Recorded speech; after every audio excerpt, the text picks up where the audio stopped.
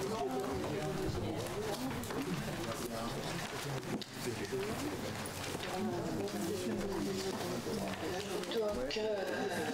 bonsoir à tous, je déclare la séance du Conseil ouverte. Donc, je vais procéder à l'appel. Donc, Marilyn Wagner présente, Gérard Lemercier présent, Sarah Ferraud présente, Camille Dalle elle va arriver. Pardon, Michael Pereira, pardon, excuse-moi, voilà. Camille Dalle qui va arriver, Louis Chouin, Sabrina Bécher, présent, Guillaume Vienner, excusez, Françoise Turmel, présent, Pascal Séjourné, présent, Claudine Eudes qui a donné pouvoir à Thierry Josset, Pierre Bibé, présent, Frédéric Paris, présent, Jérôme Varangle qui a donné pouvoir à Michael Pereira, Hugues Cantel, présent, Pierre Jallet, arrivé, vrai. Laure Beaumartel, présente. Jocelyn Coinon, il doit arriver aussi. Valérie Dio, présente. Laurence Béatrix, présente. Françoise Routier, présente. Thierry Josset, présent. Chantal Hervieux, présent. Julien Lefebvre, présent. Eric Schumberger, présent. Pascal Griot, présent. Sébastien Lerat qui a donné pouvoir à M. Schumberger, Sandrine Bozek, présente. François Fletteren qui a donné pouvoir à M. Schumberger, Claire Pittet, elle devrait arriver. Pascal Ditch, présent. Simon Jaraï, présent. Antonin Planchette, présent. Très bien, nous avons le quorum. Donc j'ai bien les pouvoirs en main de Claudine Eudes à Thierry Josset, de Jérôme Varangle à M. Pereira, de M. Laura Sébastien à M. Schumberger et M. Van Fletteren à M. Schumberger. Voilà. Je désigne M. Pereira secrétaire de séance. Y a-t-il des contre? Très bien, je vous remercie. Y a-t-il des observations sur le dernier PV du conseil municipal? Non, donc merci, je vais vous le faire passer pour signature.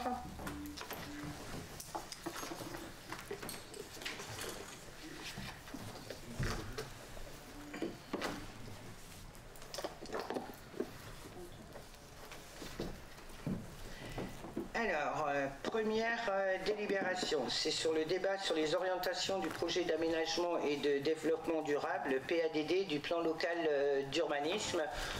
Vous avez eu des réunions, on a présenté ça à la population, on a présenté ça aux entreprises, donc je vais donner la parole à M. Bibé. Merci Madame le maire. Comme tu l'as dit Marilyn, je vous propose de ne pas forcément entrer dans le détail du PADD pour laisser surtout la place aux questions, au débat, notamment parce qu'on peut estimer quand même que ce PADD a été largement partagé, connu de tous. Je rappelle qu'on a mis en place un comité de pilotage réunissant l'opposition et la majorité, auquel vous avez participé, pour construire ensemble justement ce PLU, cette révision de PLU.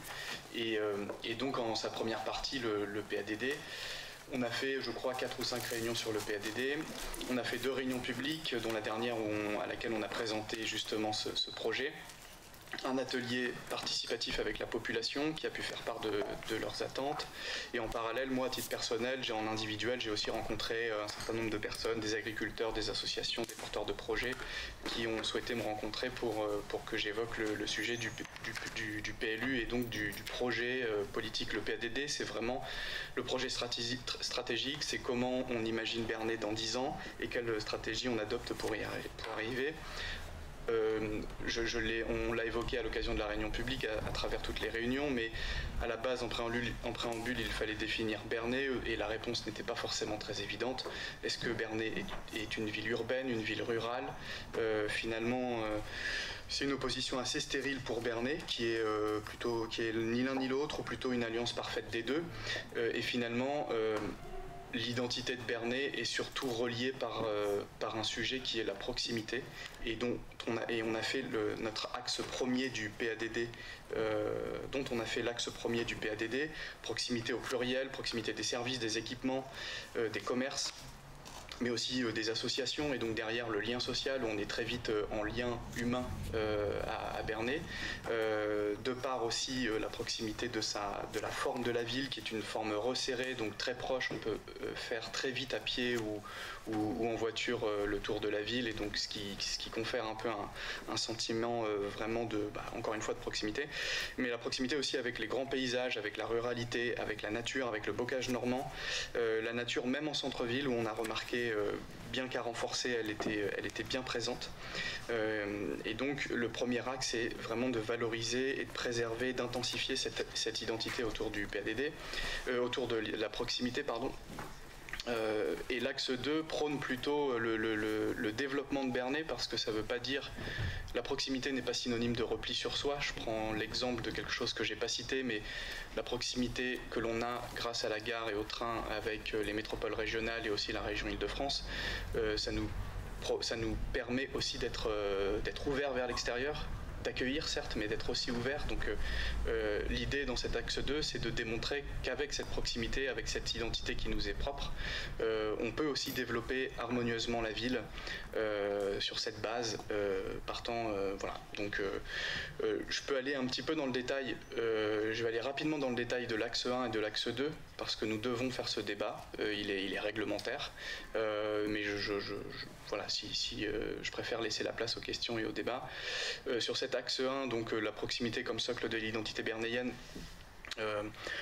on a comme grandes orientations d'aménager Bernay comme un lieu de vie authentique, fondé sur la richesse écologique du territoire, préserver et développer les espaces de nature en ville, le bocage existant, protéger les trames bocagères ancestrales, de la redensifier, peu importe le quartier, et donc d'avoir finalement une approche écologique de toutes les nouvelles opérations d'aménagement que l'on peut avoir sur notre ville, qu'elles soient publiques, portées par le public ou parapubliques, ou par le privé. D'encourager la production d'énergie renouvelable pour contribuer au plan climat-air-énergie de l'intercommunalité, notamment et par exemple en favorisant la mise en place de dispositifs de production d'énergie, d'appliquer la réglementation environnementale 2020, qui pareil, c'est réglementaire, on doit le mettre dans notre PLU pour qu'elle soit aussi appliquée dans tout projet de construction neuve. Un autre élément de ce premier axe, c'est de maintenir et de poursuivre, de préserver ces formes urbaines resserrées dont j'ai parlé tout à l'heure. Derrière cela, il y a le centre historique médiéval, ses faubourgs, mais aussi les nouveaux quartiers plus pavillonnaires, d'ensemble plus collectif. En fait, derrière cette idée de maintien des formes resserrées, de cette proximité justement, il y a l'idée d'éviter au maximum à l'avenir de provoquer de trop grandes distances entre son lieu d'habitat et le lieu de consommation, d'équipement, de services, etc., de commerce, et notamment pour essayer de faire le plus de choses à pied. Inévitablement, il y a la valorisation du patrimoine existant, caractéristique de la ville de Bernay. Il y a cet axe d'améliorer la qualité paysagère dans toute la ville, dans le centre-ville, dans les quartiers d'habitation individuels, mais de collectifs, aussi dans les hameaux qui doivent rester et dans lesquels on va préserver une identité rurale.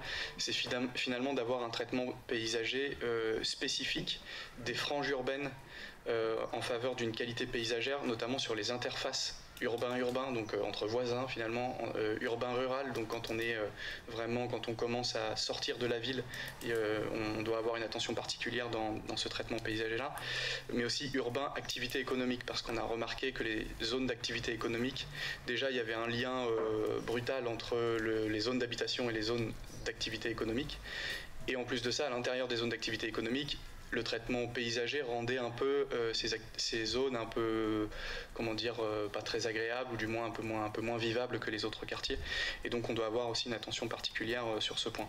Finalement, un message que je peux envoyer, c'est à travers ce PADD, ce premier axe, notamment lié à la richesse écologique de notre territoire, c'est de réfléchir à tout projet nouveau, que ce soit de l'ouverture d'une nouvelle entrée de propriété ou d'une clôture ou d'une nouvelle construction de maison, c'est de planter plutôt que d'arracher, et pour vraiment créer un cadre de vie, une qualité de vie toujours aussi agréable ici, à Bernay.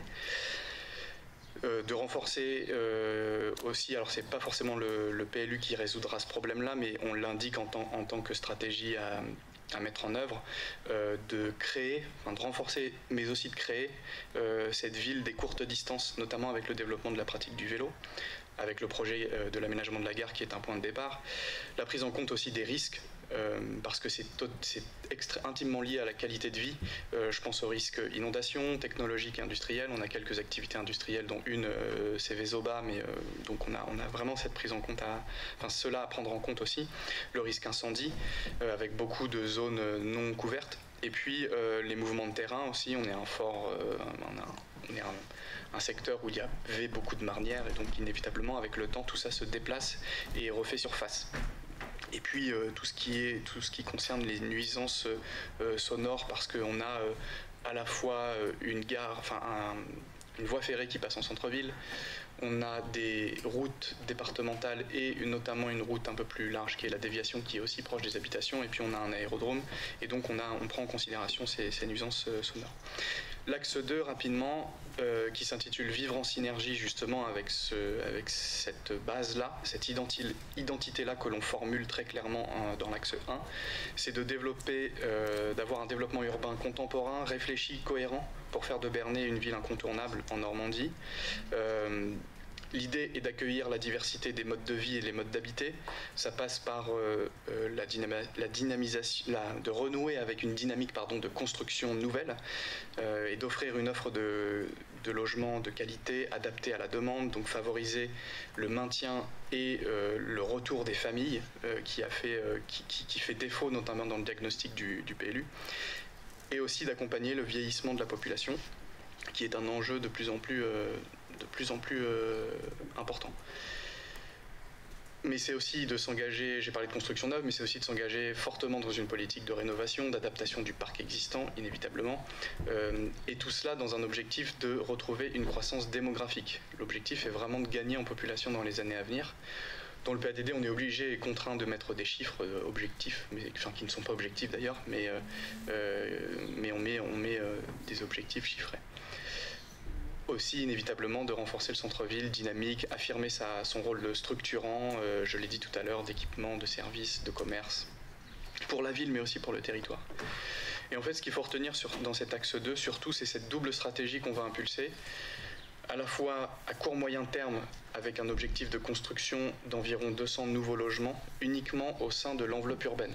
J'insiste vraiment au sein de l'enveloppe urbaine parce que c'est pour éviter inévitablement l'étalement urbain et l'éloignement de sa zone, de son lieu d'habitation et des équipements et des services et des commerces.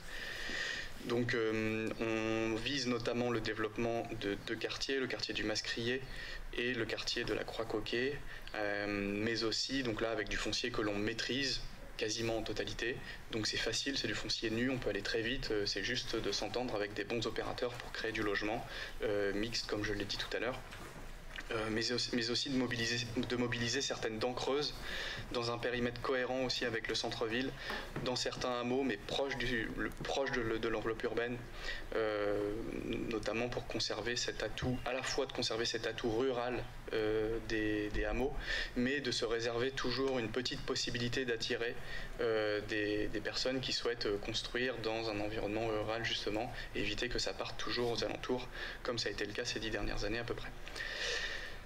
Et puis la deuxième stratégie dans la de dynamique d'urbanisation, on va dire, cela que je peux l'appeler comme ça, c'est une dynamique plus à long terme, notamment de reconstruire la ville sur la ville. Donc là, on est vraiment dans la recherche d'îlots urbains dans l'enveloppe urbaine, dont tout ou partie les propriétaires souhaitent vendre ou pas. Mais l'idée, c'est que la ville soit moteur dans une dynamique de restructuration de ces îlots qui sont en perte de sens et de qualité, et notamment pour les redynamiser.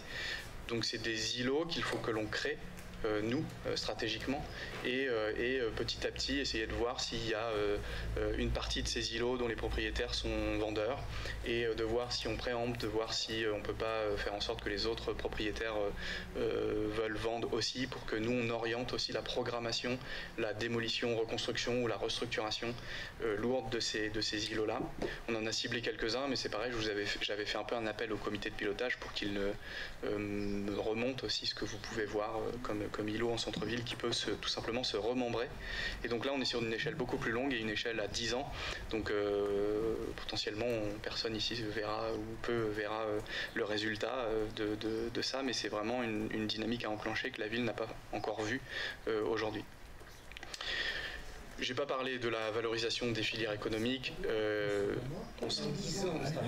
Non, c'est pas une question de mort, mais c'est juste que notre mandat s'arrête en 2026 et donc.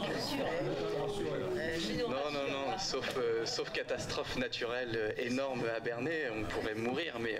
J'espère qu'on en sortira vite. Non, mais en fait, moi, je voyais pas la mort derrière cette phrase-là, mais je vois que vous êtes un peu pessimiste parce que vous voyez la mort. Moi, je vois la vie devant.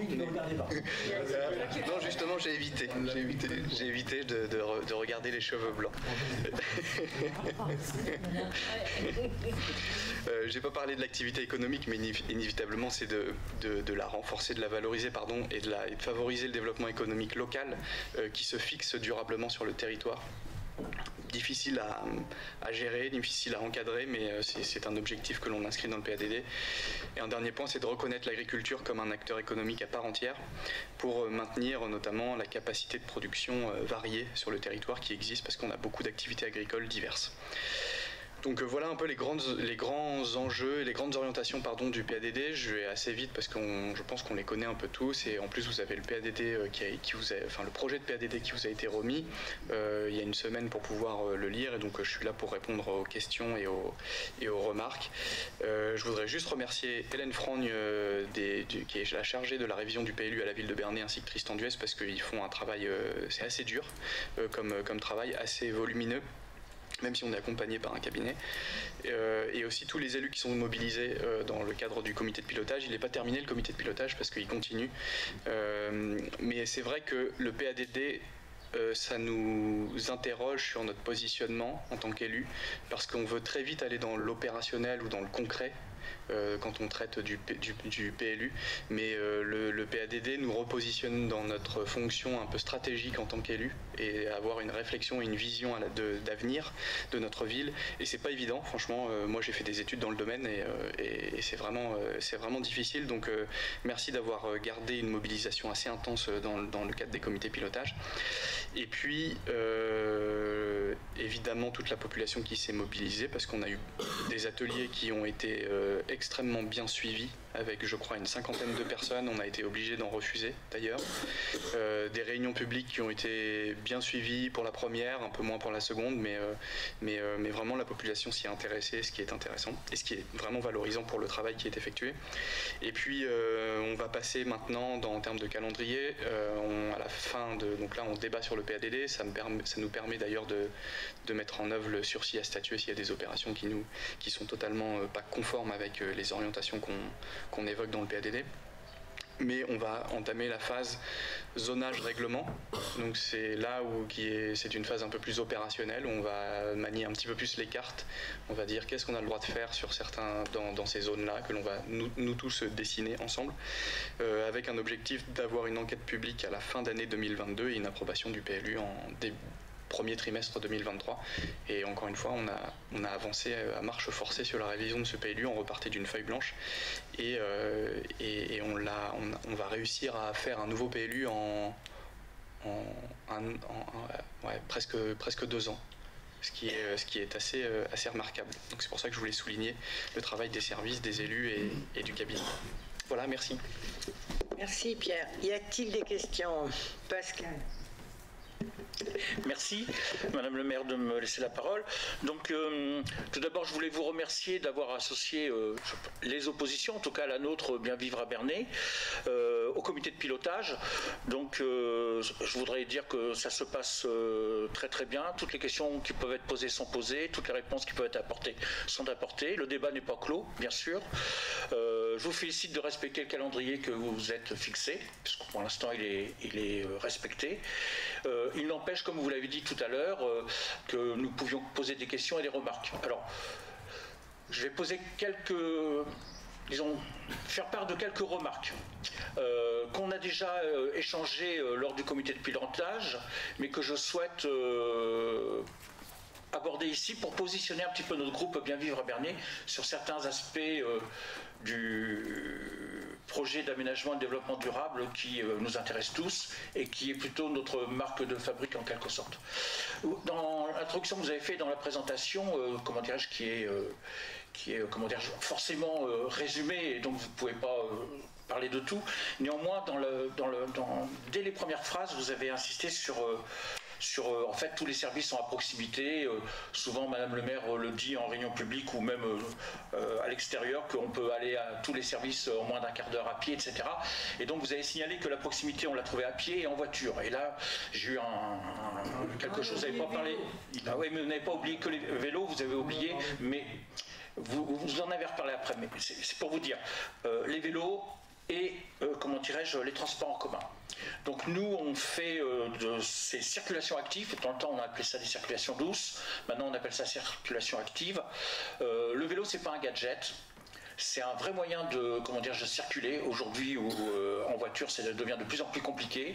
Que l'extension des parkings est quelque chose de très très compliqué. Et donc, que ça soit le mobilier urbain, que cela soit aussi les plans de circulation qu'il faut mettre en place, c'est-à-dire un plan vélo.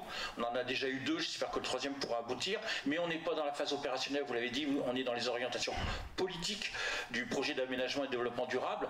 Donc je caresse l'espoir que ces circulations actives seront au cœur de la préoccupation du comité de pilotage, parce que c'est très important sur le développement durable, et les transports en commun aussi. Sur notre ville, mais bien sûr au-delà de notre ville. Ça, c'est le premier point. Le second point que je voudrais évoquer, c'est un point qui n'est pas évoqué là tout de suite dans la présentation du rapport, mais que nous avons déjà échangé plusieurs fois. Je dirais, pour reprendre un titre du Canard enchaîné de la semaine dernière, donc pour ne pas en faire, comment dirais-je, une phrase qui viendrait de moi, les sols en ont ras-le-bol. Les sols sont en danger, que le labour, le surpâturage, l'irrigation, les engrais et les pesticides, bref, l'agriculture dite moderne, qui ne cesse de manipuler et de doper les sols, est en train de tuer plus de 40% des sols au niveau mondial et se trouve abîmé.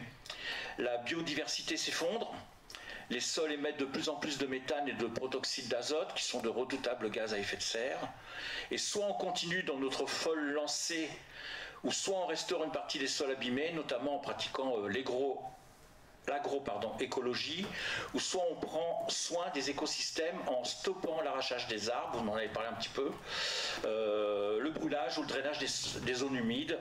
Il faut stopper le massacre des sols français à court d'intrants chimiques. Et nous, puisqu'on en est au projet d'aménagement et de développement durable, et nous devons ralentir l'artificialisation des sols qui aujourd'hui explose sur notre territoire. Et nous avons voté, bien sûr, toute cette nouvelle zone près de l'aérodrome pour permettre à notre économie de se développer, je dis qu'il faut appuyer sur la touche pause aujourd'hui, parce qu'il faut vraiment ralentir l'artificialisation de nos sols, qui réduisent à peau de chagrin les petites exploitations agricoles et qui ne sont pas de bons signaux à envoyer pour vraiment mettre en place, parce qu'on le verra plus tard aussi, le PAT, c'est-à-dire le plan alimentaire de territoire, avec des producteurs locaux, des petits producteurs locaux.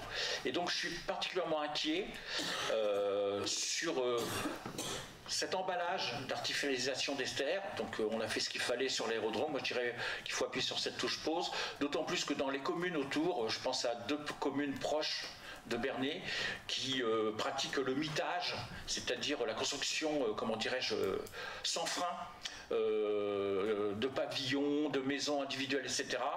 J'ai peur que ce PAT puisse avoir des obstacles sur notre territoire, parce qu'on ne pourra pas, avec notre ville, uniquement installer des producteurs locaux. Il en faudra partout pour des cantines, entre autres, et des restaurations avec des producteurs locaux.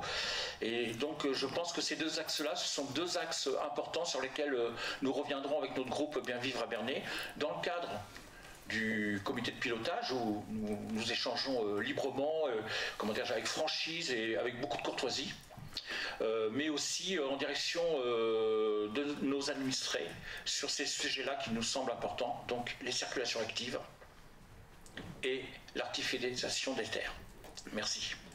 Alors Pascal, je vais juste répondre à la première, la circulation active. La circulation active aujourd'hui, elle a été transférée à l'Intercom Bernier de Terre de Normandie. Donc ça, c'est une question qu'il faut qu'on repose au bureau. En tous les cas, sur la mobilité, le plan vélo, comme on dit, dans la requalification du quartier de la gare, il est intégré. On sait qu'on ne pourra jamais faire en centre-ville, dans la Rutière, une vélo. On le sait bien parce que la configuration de notre ville ne nous le permet pas. Mais en tous les cas, on s'y attache pour qu'on puisse venir de l'extérieur, de nos quartiers, nos différents quartiers, pour arriver à Bernier. Et je sais que Pierre travaille un peu sur le sujet pour voir où on peut faire les parcs à vélo en toute sécurité pour que les gens puissent les déposer et aller faire leurs courses à pied dans le centre-ville. Si on pouvait avoir un vrai maillage. Oui, mais Pascal... Le maillage, si vous voulez, on peut avoir des axes, mais il faut un vrai maillage. Aujourd'hui, c'est ce qui nous manque sur notre territoire, mais c'est le cadre opérationnel. Et je voudrais terminer, si vous m'autorisez, Madame le maire, et je ne reprendrai pas la parole derrière, vous dire que, moi je suis sensible aux goodies que vous nous apportez régulièrement, comment dirais-je, comme ceci... ce soir avec, je ne sais pas comment on appelle ça, des mugs, hein, c'est ça, enfin des tasses, etc., etc. Mais voyez-vous, en début de mandat, vous nous avez offert aux élus des gourdes, hein, comme ça. Et moi, je vois depuis des mois et des mois qu'on a des petites bouteilles en plastique, alors que justement, on doit, dans le cadre du développement durable, vraiment réduire toutes ces choses-là. Et donc, moi, j'aime bien la démonstration par l'exemple. Je ne suis pas vertueux, loin de là, mais nous, on a quand même un devoir d'exemple à avoir. Et sur ces questions, voilà, qui sont annexes, même voire peu importantes, je crois que c'est des signaux qu'on n'envoie pas forcément... d'une manière très positive. Voilà. Bon, ben, je prends la décision ce soir. Vous n'aurez plus de bouteilles d'eau. N'oubliez pas d'emmener vos gourdes. Voilà, très bien. Merci, Madame le maire. Et moi, je me permets de rebondir un peu sur vos propos.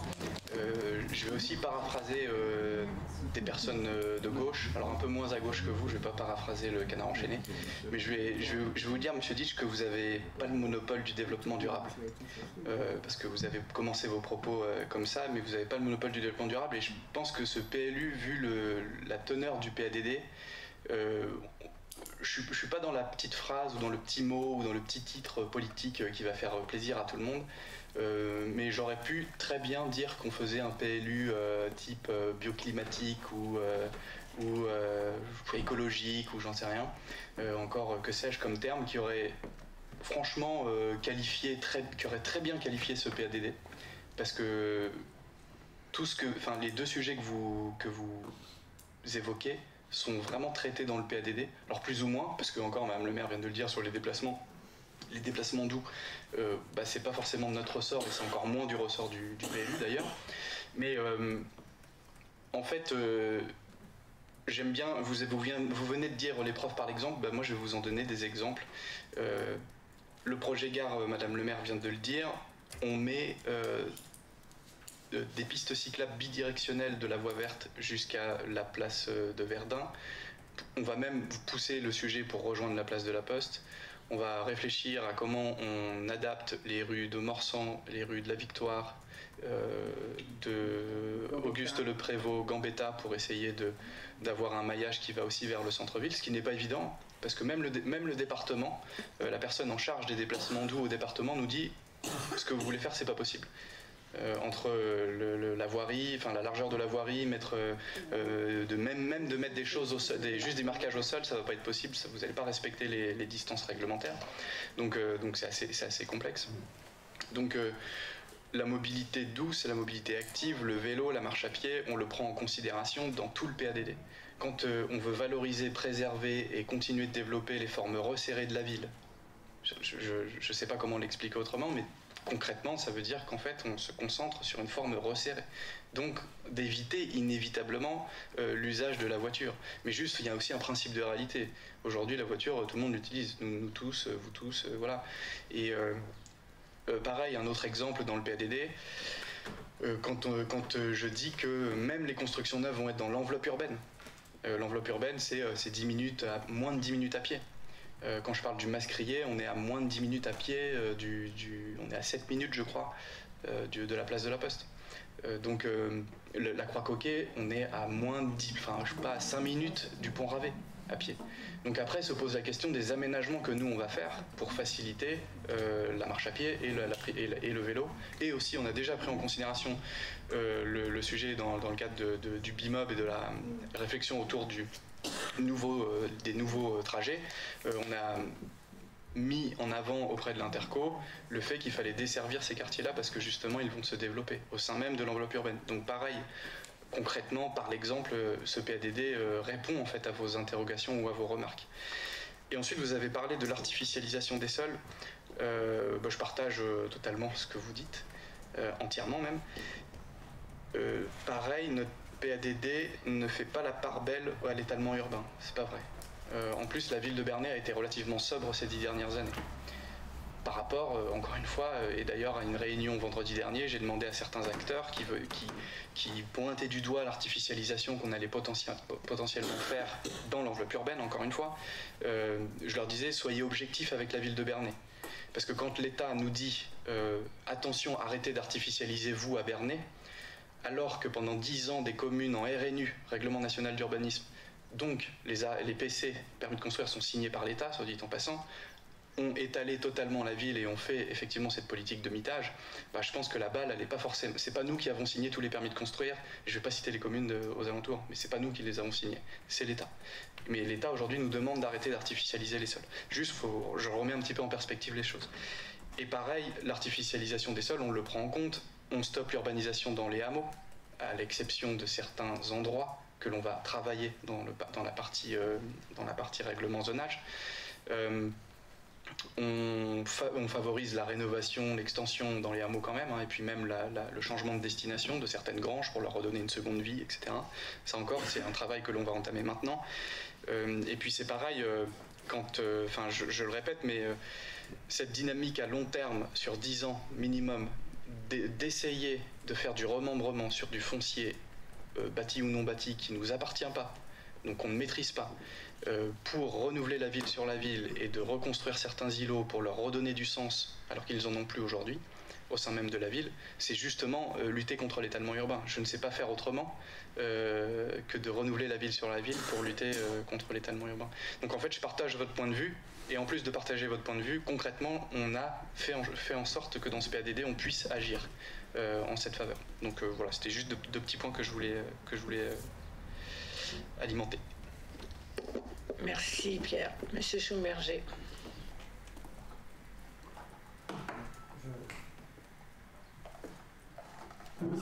C'est débranché. À partir de Mme Bozek, derrière, c'est débranché. Il faudrait que vous attrapiez le fil. Non, mais sinon vous prenez le fil qui est juste devant vous là. Ouais, celui-là, je vais prendre celui-ci. Voilà. Voilà, je voulais dire que je partage les propos de M. Ditch. Je suis d'accord avec vous, M. Ditch, notez-le. Sur la qualité du travail qui a été fait dans le COPIL. Et voilà, je voulais remercier l'équipe municipale pour nous avoir associés et écouté, et la richesse des débats. Donc voilà, là, je suis entièrement d'accord. Je suis aussi d'accord sur le propos que vous venez d'évoquer en réponse à M. Ditch, c'est-à-dire qu'on doit regarder le taux de construction qui existera à Bernay dans sa globalité par rapport au territoire et aux 10 ans passés. C'est-à-dire que Bernay a vécu un déficit de construction qui fait que les nouveaux habitants pour notre territoire ont élu domicile en périphérie alors qu'ils vivent sur notre ville. Et donc il faut remédier à cela, et si ça passe par un dialogue musclé avec l'État qui veut nous freiner, je pense qu'il faut tenir bon, parce qu'en réalité le problème ce n'est pas nous à l'avenir si nous construisons ou si nous offrons des logements adaptés à ce que les gens recherchent. Le problème c'est ceux qui autour de nous ont artificialisé, c'est eux qui font stopper et pas nous. Donc là-dessus vous avez totalement de soutien. Même si dans l'ensemble, je partage tout à fait ce que vous avez dit sur le fait qu'il faut freiner l'artificialisation, mais Bernay ne doit pas être victime de la lenteur des 10 dernières années. Voilà ce que je voulais dire. Merci M. Schumer. J'ai plus de questions, donc on va passer au vote. Qui est contre? Qui s'abstient? Adopté. Je vous remercie.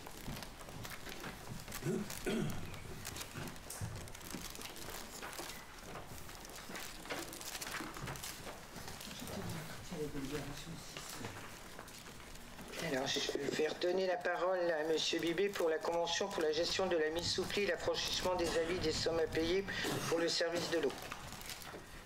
Merci Madame le maire. L'affranchissement et l'envoi des factures est une charge dévolue à la DDFIP, Direction départementale des finances publiques.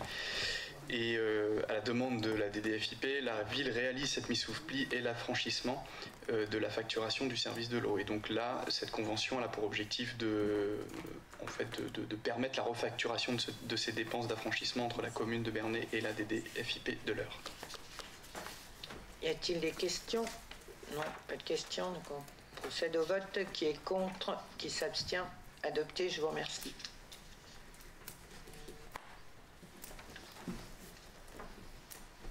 Alors, je redonne la parole à M. Bibé concernant la convention de désignation du maître d'ouvrage et de facturation pour la mutualisation des travaux rue des Ménages. Merci Madame le maire. Rue des Ménages, il va y avoir la construction de la maison de l'enfant à caractère social, une MEX, dans ce qui fait partie de la mutation du quartier de la Croix-Coquet d'ailleurs. Il faut étendre les réseaux, notamment assainissement des eaux usées et alimentation en eau potable. Donc assainissement compétences interco, alimentation en eau potable compétences ville. On mutualise les choses, on a sollicité de notre côté des entreprises, donc ils ont réalisé des devis pour faire ces travaux-là. L'Interco a fait la même chose et en fait les entreprises qu'on a sollicitées, nous, ville, sont mieux disantes que celles de l'Interco et donc en fait c'est nous qui allons avoir on demande à avoir la maîtrise d'ouvrage des travaux assainissement et eau potable. Et du coup les travaux et donc cette convention permettra à l'Interco de nous rembourser la partie travaux assainissement d'un peu plus de 34 000 €. Y a-t-il des questions? Je rappelle que la MEX, elle est à Thibouville aujourd'hui. Elle va être transférée à Bernay et c'est le département qui construit cette MEX. Donc tout le monde sait où est la rue des Ménages. Vous voyez? D'accord, bon, très bien. Donc voilà, les travaux ils seront exécutés en partenariat avec l'Interco. Voilà. Est-ce qu'il y a des questions? Non. Donc je procède au vote. Qui est contre? Qui s'abstient? Adopté, je vous remercie.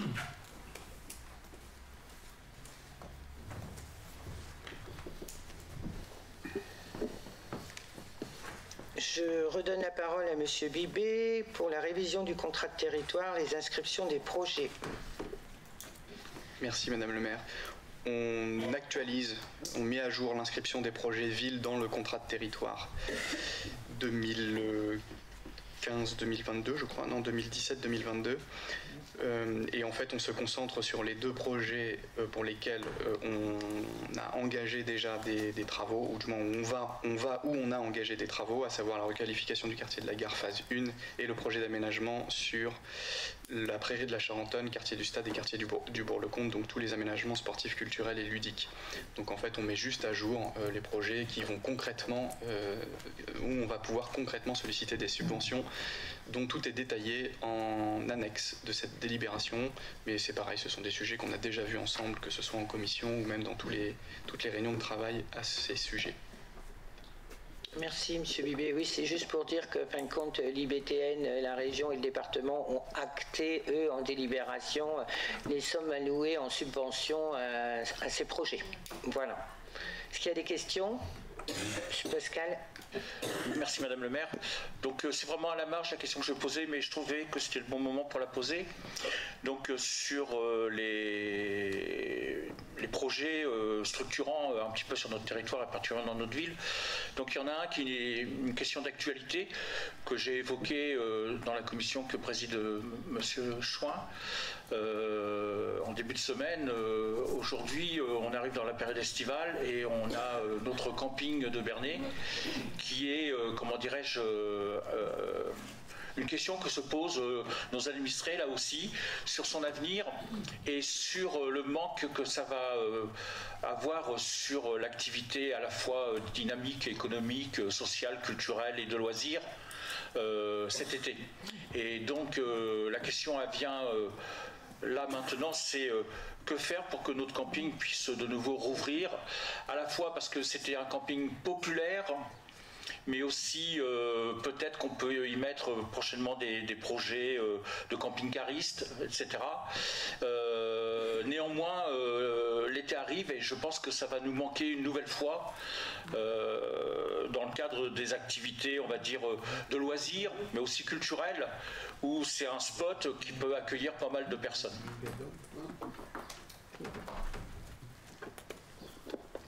Merci Madame le maire. Oui, effectivement, Monsieur Ditch, nous l'avons évoqué en commission, comme vous l'avez dit. Dès votre question, en fait, le lendemain, je me suis mis en relation avec la directrice générale des services et ils sont en train de faire un audit avec les services techniques, de savoir ce qu'il était possible de faire très rapidement pour cette année afin de mettre à disposition des camping-cars ce camping. Et comme je vous l'avais évoqué également, dans les années à venir, on espère dès 2023, pouvoir inscrire sur le budget le fait de réhabiliter concrètement et pérenne, de manière très pérenne cet espace-là de camping.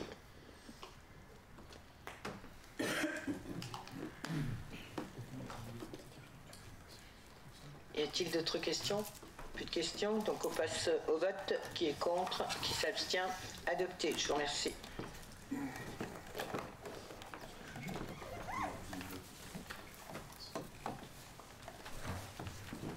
Maintenant, je vais donner la parole à Monsieur Chouin concernant la dissolution du budget annexe PIAF, pôle de création artistique.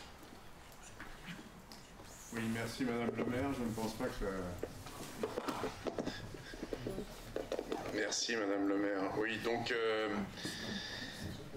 lors de la précédente mandature, et précisément au mois de décembre 2018, avait été approuvé par le conseil municipal de l'époque la création d'un budget annexe dénommé PIAF, pôle de création artistique, qui était destiné à regrouper toutes les opérations dans le cadre de ces différentes activités, donc à la fois le théâtre, la création artistique, entre autres. Et il était question de doter ce budget annexe d'une autonomie relative. Bon, cette création par la suite n'a jamais donné lieu à quelques votes que ce soit, aussi bien pour ce qui concerne les budgets primitifs, pas plus que pour un budget supplémentaire ou un compte administratif. Et donc, en accord avec la trésorerie, nous vous proposons de dissoudre ce budget annexe qui n'est pas utilisé. Voilà, Madame la maire. Merci, M. Chouin. Effectivement, ce budget avait été ouvert, mais il n'a jamais eu aucune opération. Et donc, le trésorier demande qu'on le ferme, parce qu'on ne peut pas laisser un budget, ouvrir un budget et ne pas avoir de transactions sur ce budget. Donc, on vous demande juste de le dissoudre. Y a-t-il des questions? Oui, Madame Pitette. Merci Madame. Je voudrais juste, puisque nous parlons du PIAF, faire une petite intervention qui n'est pas en lien direct avec la question que vous soumettez. Mais j'avais cru comprendre que le théâtre Le Piaf, fierté de la ville, propriété des Bernayens qui, par leur impôt, en supportent le coût, serait mis à disposition des associations de théâtre, de danse, voire de musique, de Bernay, le temps d'un week-end, afin qu'elles y présentent leur travail en fin de saison. Or, à notre grande surprise, il est apparu que vous demandiez aux associations sollicitant cette utilisation une participation qui s'élèverait environ à 200 € pour prendre en charge les frais de présence d'un agent de SIAP, présence devenue obligatoire. On va donner la parole à Madame Turmel, elle va répondre à ce sujet.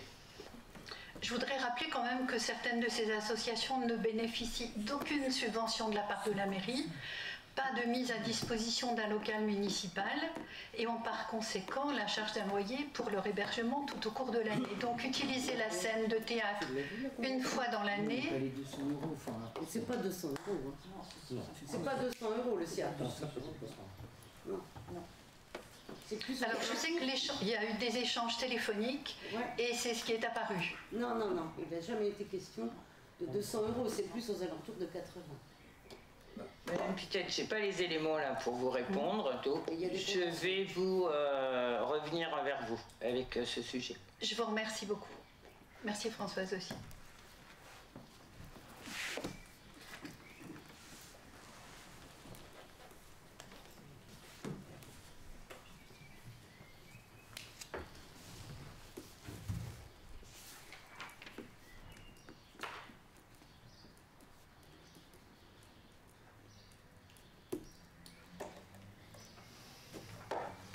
Revenons au vote. Qui est contre? Qui s'abstient? Adopté, je vous remercie.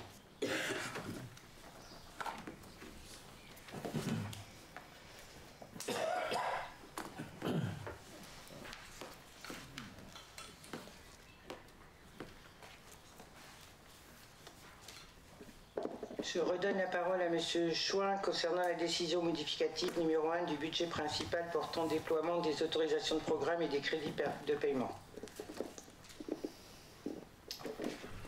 Merci Madame le maire. Donc je vous rappelle que les autorisations de programme constituent la limite supérieure des dépenses qui peuvent être engagées pour l'exécution des investissements. Elles demeurent valables sans limitation de durée jusqu'à ce qu'il soit procédé à leur annulation. Elles sont votées par le conseil municipal par délibération distincte lors de l'adoption du budget de l'exercice ou des décisions modificatives. Le vote de l'autorisation de programme est accompagné d'une répartition prévisionnelle par exercice des crédits de paiement. Alors pour rappeler un certain nombre de choses, si je reprends les différents PPI, les différents programmes pluriannuels d'investissement, je vous rappelle qu'il y en a essentiellement 4. Un qui porte sur l'aménagement de la gare ainsi que la place de Verdun, pour 2 072 000 €, pour lesquels il est fléché donc 330 000 € maximum en 2022 et 1 742 000 en 2023. Pour ce qui concerne le patrimoine culturel, il s'agit donc de la basilique Notre-Dame de la Couture pour 1 500 000 €. Donc sont fléchés 300 000 € en 22, 400 000 en 2023, ainsi que sur les 2 années suivantes. Pour ce qui concerne la voirie et les trottoirs, 2 millions d'euros ont été fléchés. 310 000 en 2022, 500 000 en 2023, 700 000 en 2024 et enfin 500 000 en 2025, au terme desquels on devrait à peu près avoir fait le tour. Pour ce qui concerne le patrimoine scolaire, il a été fléché 577 000 €. Pour un montant de 187 000 € en 2022, 130 000 en 2023, ainsi qu'en 2024 et 2025. Donc je vous rappelle que globalement, le plan pluriannuel d'investissement s'élève à 6 159 000 €. Ce sur quoi seront dépensés 1 127 000 € et 48, enfin 127 000 € au maximum en 2022, 2 772 000 € au maximum en 2023, 1 230 000 € en 2024 et 1 030 000 € en 2025. Donc il vous est demandé, je vous en prie, Madame le maire. Merci, M. Chouin. Y a-t-il des questions?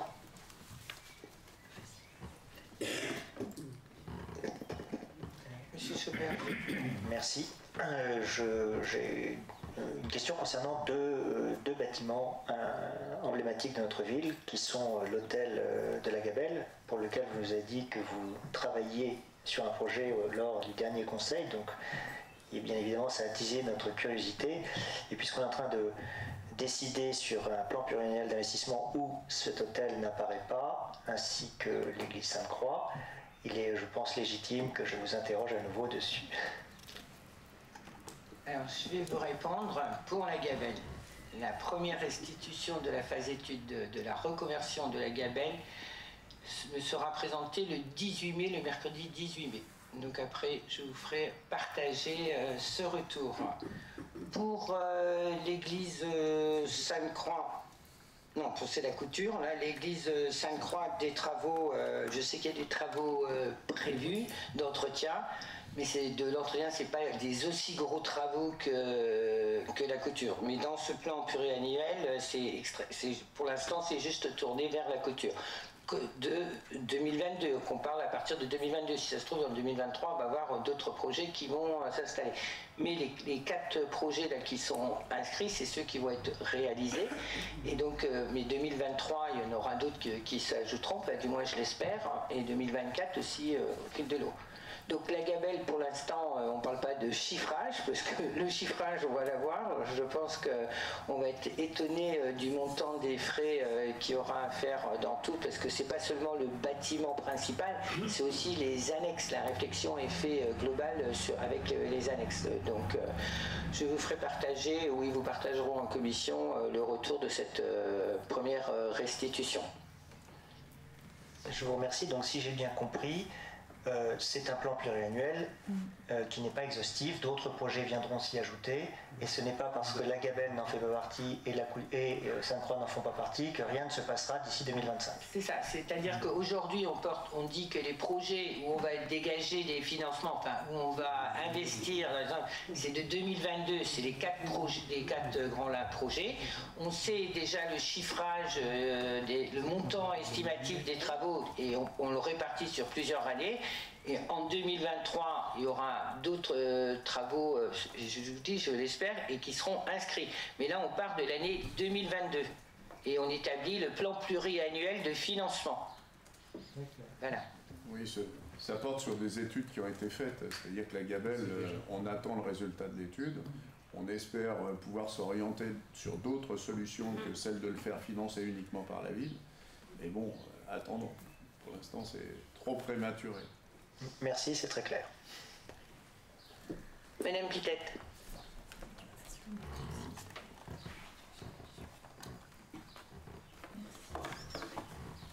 Merci, pardon, j'ai des questions de béotien, mais simplement, une évaluation de la réfection de la voirie a été portée. Est-ce qu'elle a été réfléchie au point de savoir de quelle façon les PMR vont pouvoir être pris en compte ? Donc, lorsqu'on fait de la réfection de trottoir, nous sommes obligés de les mettre aux normes. Donc, normalement, c'est 1,20 m ou 1,40 m. Un minimum, c'est sûr, c'est 1,20 m. Et bien sûr, on fait des bateaux, ce qu'on appelle des bateaux, pour pouvoir que les PMR puissent accéder. Je ne sais pas si vous avez vu les travaux qui ont été faits près de Ferdinand-Buisson, rue Île-de-Bretagne. On a profité d'ouvrir la route pour changer l'assainissement, l'eau, les compteurs d'eau qui étaient aussi obsolète.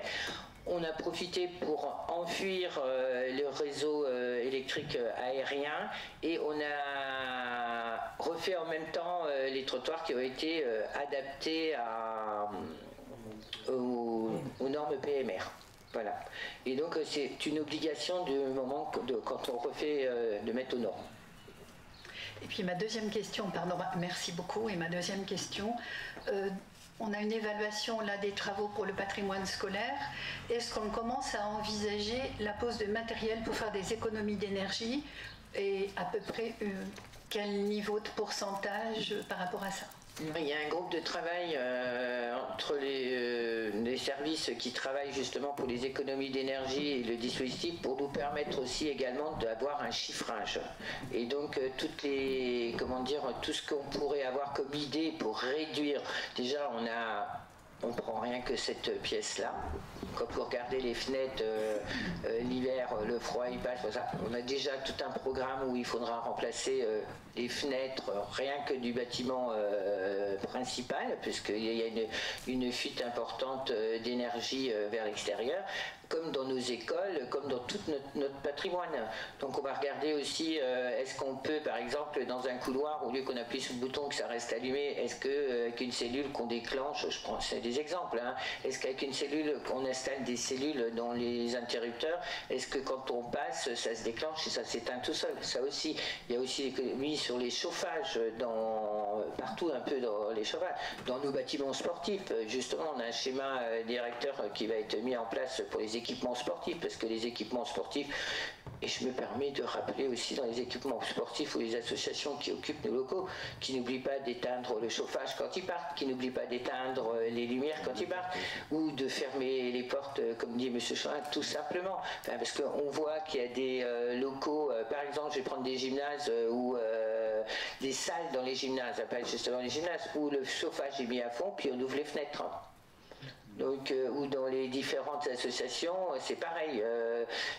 on met le chauffage à fond, hop, on ouvre les fenêtres parce qu'on a trop chaud, au lieu de réduire le chauffage. Donc tout ça, on y travaille, et justement ce groupe qui y travaille, justement, c'est pour, et après, comment dire, se rencontrer tous les... On va prendre, si on parle de toutes les associations pour vraiment les sensibiliser et nous de regarder comment est-ce qu'on met des horloges ou enfin voilà, il y a plein de solutions et les services y travaillent.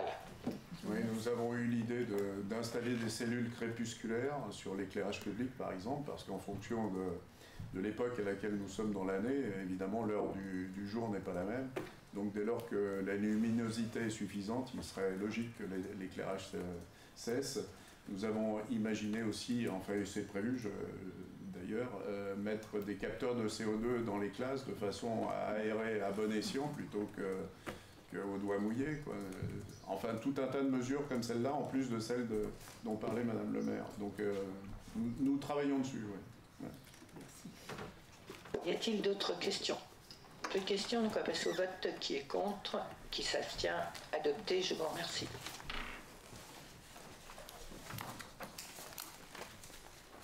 Je vais donner la parole à M. Pereira sur l'actualisation du tableau des effectifs et la création et la suppression de postes.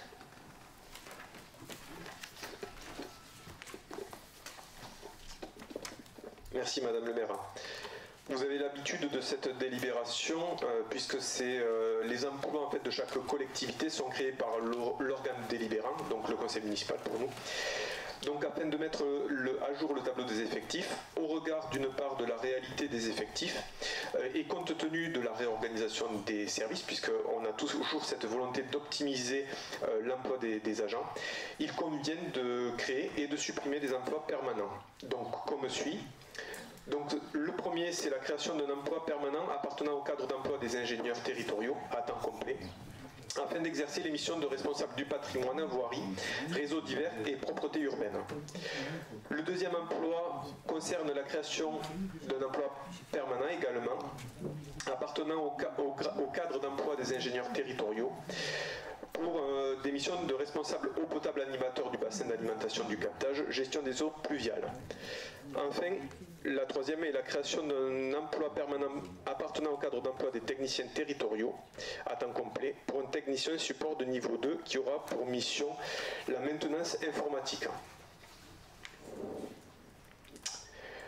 Donc si ces postes, c'est juste une information, ne sont pas pourvus par des fonctionnaires, ce sera des agents contractuels de droit public qui seront recrutés.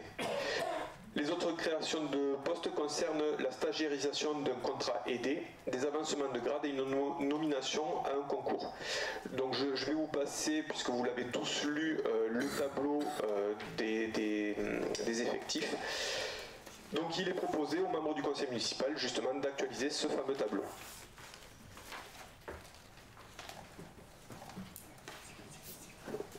Alors, pour faire un petit point sur le nombre d'agents de la ville, donc au 31 décembre 2021, nous avions 200 titulaires et 30 contractuels, ça faisait 30 agents.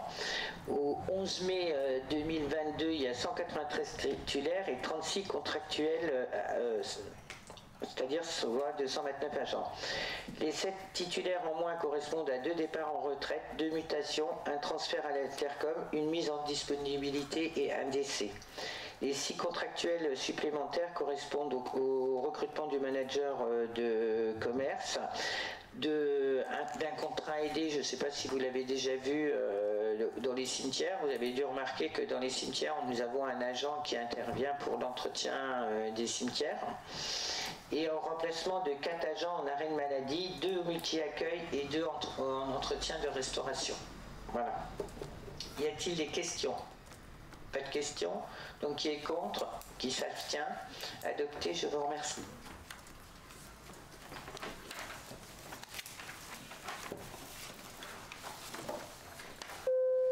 Alors, je redonne la parole à M. Pereira pour la modification relative à l'alimentation du compte épargne-temps. Merci Merci Madame le maire. Effectivement, le compte épargne-temps ou CET permet à son titulaire d'accumuler des droits à congés rémunérés et de capitaliser sur plusieurs années des jours de congés non pris. Le report de RTT et des congés annuels est de droit. Donc une délibération du 26 novembre 2010 avait autorisé l'alimentation du CET avec les repos compensatoires.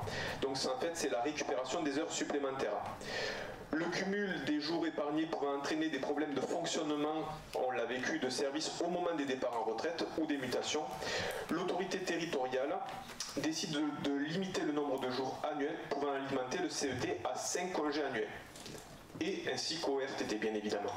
Et donc il vous est demandé de voter sur cette délibération. Y a-t-il des congés Y a-t-il des questions? Pas de questions, donc on procède au vote. Qui est contre? Qui s'abstient? Adopté.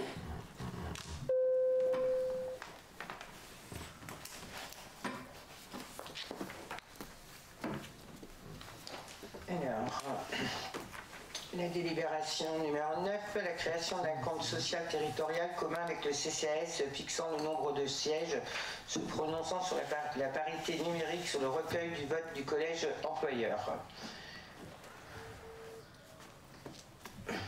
L'effectif de la collectivité du CCAS atteint un total d'agents de 238 agents, 224 pour la collectivité, 14 agents pour le CCAS. Donc il apparaît opportun de créer un CST commun à la ville de Bernay et au CCAS. Ce comité social territorial sera placé auprès de la ville de Bernay. La collectivité de Bernay disposant de plus de 50 agents, les représentants de l'employeur sont désignés par l'autorité territoriale. Les représentants du personnel titulaire et suppléant du comité social territorial sont élus au scrutin de liste. Dans tous les cas de figure, la durée du mandat reste inchangée par rapport au CT, au comité technique qu'on avait avant et au CHSCT. Le nombre de représentants suppléants est égal à celui des membres titulaires. Les représentants du personnel disposant d'un mandat de 4 ans, les représentants de collectivités et établissements disposent d'un mandat de 6 ans. Il est proposé de fixer à 4 le nombre de représentants titulaires du personnel, de maintenir le paritarisme numérique en fixant un nombre de représentants de la collectivité égal à celui des représentants du personnel, soit 4 titulaires, d'autoriser le recueil par le comité social territorial de l'avis des représentants de la collectivité. Donc les membres suppléants seront en nombre égal à celui des membres titulaires.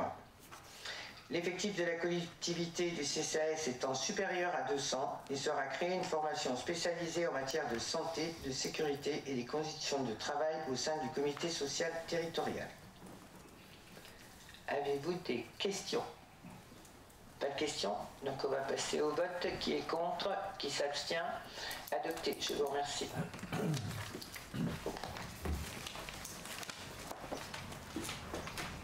Je redonne la parole à M. Pereira pour le remboursement de frais engagés par un agent. Merci Madame le maire. Donc pour contextualiser, le 24 novembre 2021, la directrice du théâtre a décidé de régler sur ses propres deniers la somme de 115,50 € à l'entreprise DHL correspondant en fait aux frais de douane liés à la livraison de l'exposition Museum of the Moon. Bien qu'il soit rappelé qu'aucun agent ne doit régler sur ses propres deniers des dépenses de la collectivité, la carte de la régie ne fonctionnait pas. C'est aussi la raison pour laquelle, afin d'éviter que le transporteur reparte avec la livraison et au regard de l'urgence, l'agent a pris l'initiative de régler elle-même les frais. Et donc il vous est proposé, à titre exceptionnel, d'autoriser le remboursement de cet agent. Y a-t-il des questions? Pas de questions, donc on passe au vote. Qui est contre? Qui s'abstient? Adopté, je vous remercie.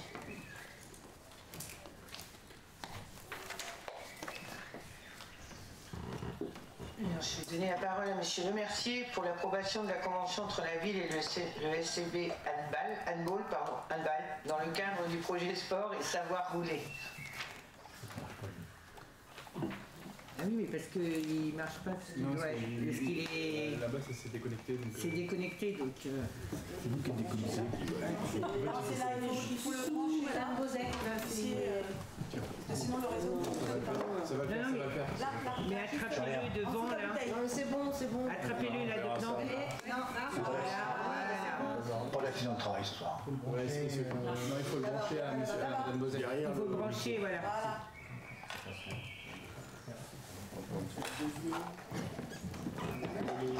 Il faut éteindre l'autre. Et vous pouvez éteindre, Madame Pittet. Merci. Merci. On regarde les facteurs et indicateurs alarmants. Je vais commencer. On regarde les facteurs et indicateurs alarmants sur la condition physique des Français. Le service des sports, l'accueil de loisirs et le pôle ado ont monté un projet autour du savoir rouler et du sport sur le temps périscolaire et extrascolaire. Depuis septembre 2021, la ville de Bernay propose des interventions sport dans ses écoles élémentaires, au FRPA et au multi-accueil par le biais de ses personnels diplômés dans le sport. À ce titre, la ville souhaite faire l'acquisition de matériel sportif divers afin de proposer des projets autour du vélo et de la découverte de nouvelles pratiques sportives à la fois sur les temps périscolaires et extrascolaires. Des subventions ont été demandées à la SDJES, ne pouvaient pas financer la commune, mais pouvaient subventionner ce projet à la condition d'une association, section sportive bernayenne qui puisse la porter. Le CB Handball a proposé de porter et soutenir le projet créé par la commune. Le montant total de l'achat du matériel est de 14 895 € hors taxe, soit 17 874 € TTC. La SDJES a donc versé une subvention de 3 734 € au SCB Handball. Par ailleurs, et toujours dans le cadre de ce projet Sport et Savoir Rouler, la CAF a subventionné le projet en versant directement à la municipalité une subvention à hauteur de 4 700 € et la politique de la ville à hauteur de 2 250 €, soit un total d'une subvention de 10 684 €.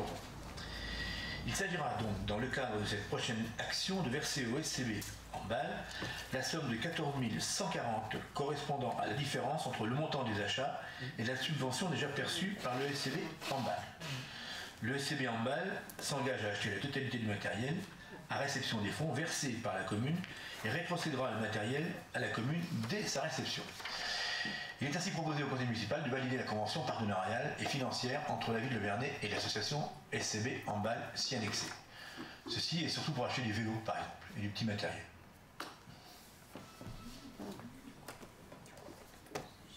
Merci, monsieur le Mercier. Y a-t-il des questions? Pas de questions? Monsieur Chaumerger. Excusez-moi, c'est une réflexion qui m'est venue après la commission. Je crois que vous parlez d'une quinzaine de vélos, c'est ça. Et il avait été évoqué aussi de les acheter ou d'utiliser la ressourcerie dans le cadre de ce projet. Donc 15 vélos, ça fait 1000 et quelques le vélo. Alors je pense qu'on ne les paye pas ce prix-là, donc il doit y avoir un matériel associé. Non, mais c'était juste pour essayer de... Et puis ça c'est ma première question. L'autre question c'est que je voulais savoir quand est-ce que vous aurez plus de visibilité sur les lieux où ils seront stockés, mis à disposition et les personnes qui pourront les mettre à disposition en fait, puisque je sais que c'est un projet qui est à l'étude et je respecte tout à fait le fait que ce ne soit pas finalisé. Ma question porte sur les délais que vous êtes fixés pour trancher ce sujet. Voilà.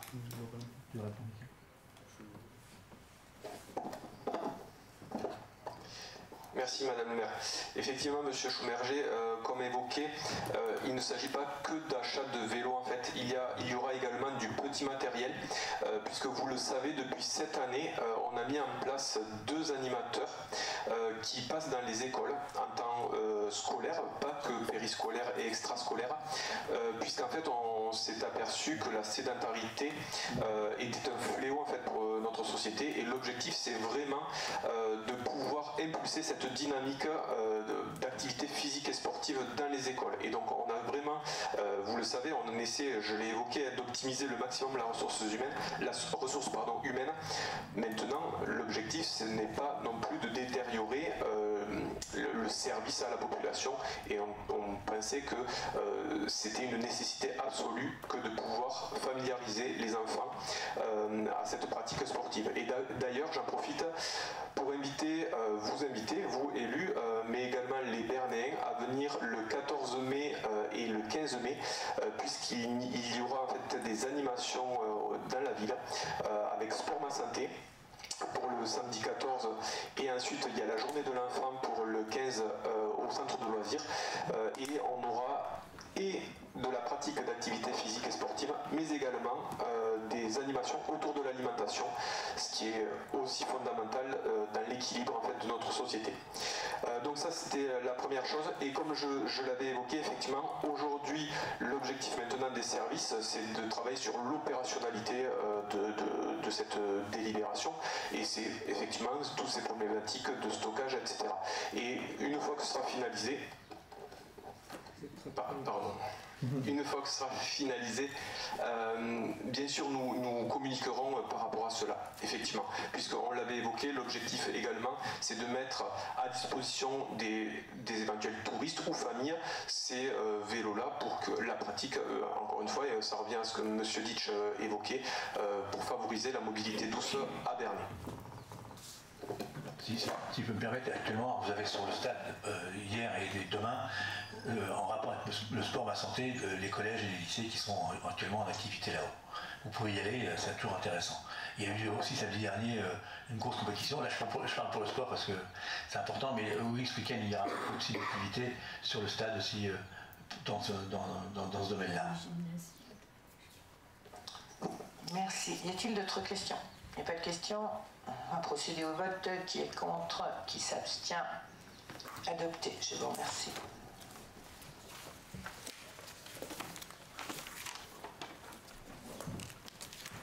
Alors, je redonne la parole à M. Pereira concernant l'approbation de la convention de prestation de services pour la réalisation de repas au bénéfice du service de restauration scolaire de Grand Camp. Merci Madame le maire. Je vais également contextualiser cette délibération. En fait, la commune de Grand Camp avait un service de restauration scolaire où donc 34 élèves pouvaient manger dans cette cantine-là. Malheureusement, ils ont été confrontés à l'absence imprévue d'un personnel municipal qui justement était en charge de la préparation des repas. Et par conséquent, la commune de Grand Camp a sollicité la ville de Bernay pour mettre à disposition les services de la cuisine centrale, qui est reconnue au niveau de l'intercommunalité, pour maintenir la continuité de la restauration scolaire.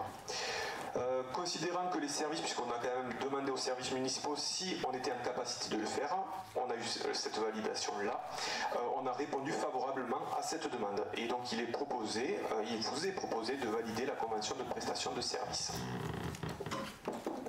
Merci M. Pereira, et je voudrais ajouter concernant le PAT, le plan alimentaire du territoire, justement on réfléchit pour que les cuisines centrales de fabrication puissent alimenter les diverses écoles qui répondent par un marché avec Convivio ou Sodexo ou autre. Donc justement avec le plan alimentaire du territoire, ça va nous permettre de pouvoir, bien sûr si les maires sont d'accord, parce que le coût d'un repas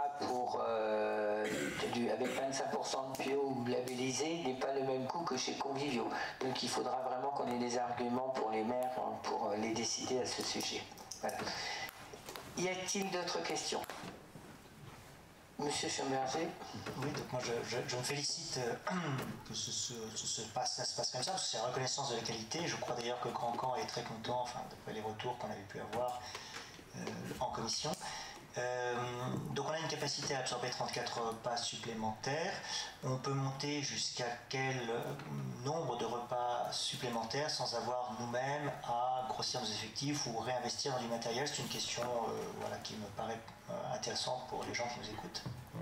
Il me semble que là on peut monter à 100-150 repas supplémentaires aujourd'hui.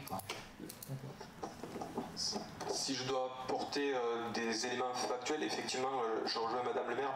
Globalement, aujourd'hui, la cuisine centrale sert 550 repas en temps normal et on pourrait arriver à 750, voire 800 repas, sans changer l'effectif. puis là, je pense que c'est cette semaine qui est la semaine test pour la résidence Liliane Carpentier, puisque, comme vous le savez, c'était l'hôpital qui alimente la résidence Liliane Carpentier, mais l'hôpital a changé son offre, c'est-à-dire que si vous avez petits pois, carottes, pommes de terre, salade et puis une viande, vous ne pouvez plus changer de dire que vous voulez du riz à la place des petits pois, carottes, vous ne pouvez plus, il y a un menu A, un menu B, c'est comme ça, on choisit, voilà. Et donc là, ça gêne un peu les résidents, donc on a la semaine test des résidents, mais on avait déjà fait 2-3, on avait amené un goûter, on avait amené un dessert, et donc ils avaient apprécié les saveurs de CB que la cuisine centrale avait fait, et donc je pense qu'à partir du 1er juillet, nous alimenterons déjà la résidence Liliane Carpentier. Voilà. Et d'ailleurs, on peut féliciter notre équipe de la cuisine centrale, son chef, M. Palusson. Si dimanche, vous avez vu qu'après la cérémonie du 8 mai, il faut savoir qu'aujourd'hui, tous les cocktails, les préparations de cocktails sont faites par notre cuisine centrale. Même les repas que vous avez eus lors des élections, qui était un repas chaud le premier. Et voilà. Alors, nous nous associons à vos félicitations. Merci. Monsieur Jaraï. Merci Madame le maire. Le prix du repas est fixé à 3,61 €. Malgré le contexte de l'inflation que l'on connaît tous, nous voudrions savoir si ce tarif serait maintenu sur le long terme ou s'il est prévu une augmentation de ce tarif. Merci. Que nous ne souhaitons pas, bien évidemment, oui. Oui, monsieur Jaraï, effectivement, comme le stipule la convention, en fait, bien sûr, ce sera indexé à l'inflation. Alors attention, le 3,61 €, c'est pour la collectivité. D'accord, c'est le repas pour la collectivité, c'est pas nécessairement ce que payent les familles. Oui. Voilà, je préfère le préciser. Merci.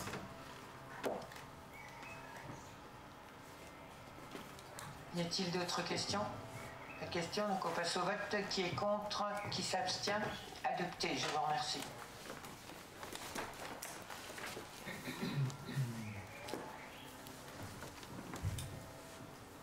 La validation de la convention de mise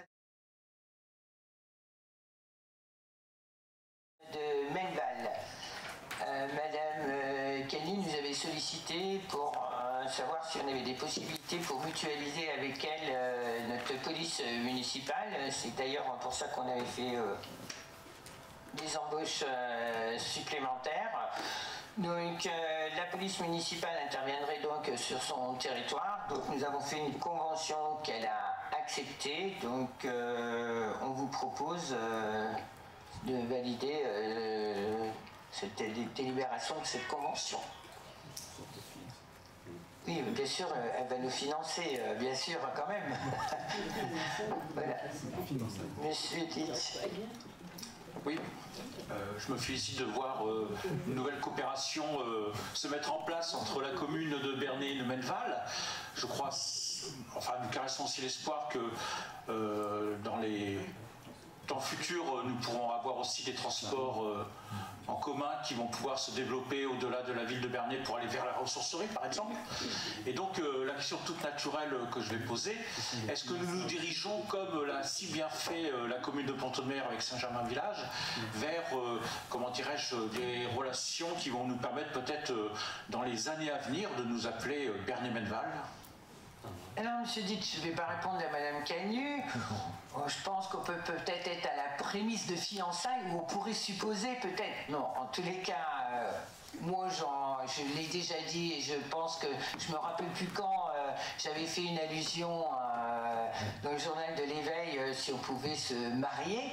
Bon, là, on n'est pas au mariage, on n'est pas aux fiançailles, on essaye de mutualiser les services. Donc, on met les services de la police, on va faire un premier essai avec les services de la police. Dans la réflexion du BIMOB, on va l'appeler comme ça, des transports pour aller à Melval, le prochain marché de transport qui devrait sortir va alimenter Melval. Donc, le BIMOB, il s'appellera peut-être plus BIMOB, je ne sais pas, mais en tous les cas, le BIMOB, la police municipale, on aura déjà fait un pas vers Melval. Et puis peut-être on caresse l'espoir, que peut-être que c'est Mme Canu qui me demandera de l'épouser et pas moi. Enfin, peut-être qu'on va changer les rôles. Enfin, elle sait bien que je la taquine sur ce sujet. Toi, elle m'a dit que le Pacs, c'était quand même mieux. Mais bon, je ne sais pas qu'en tant que de se marier, si les communes se marient entre elles, est-ce que le Pacs a toute l'égalité? Il faudrait que je pose la question. Enfin, voilà. Bon, c'était une boutade. Enfin, je trouve que c'est un très beau projet. Merci. Donc, y a-t-il des questions? Non, plus de questions? Donc, on passe au vote. Qui est contre? Qui s'abstient? Et adopté. Merci.